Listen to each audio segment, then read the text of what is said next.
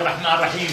تاريخ رحيل أستاذ الفقهاء والمجتهدين سماحة آية الله العظمى المرجع الديني الكبير الميرزا جواد التبريزي قدس الله سره، وفي أعلى فراديس الجنان أبهجه وسره.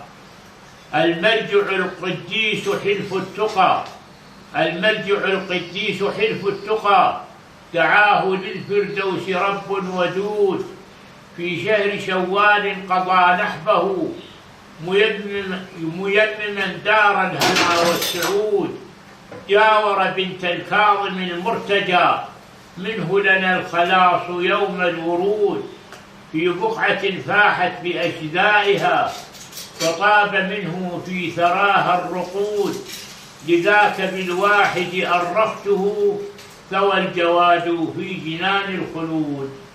الأقل عبد الستار عفى عنه المليك الغفار سنة 1427، أو على القراءة الفصحى سنة 27 و400 بعد الألف من هجرة سيد المرسلين صلى الله عليه وآله وسلم. أحسنت.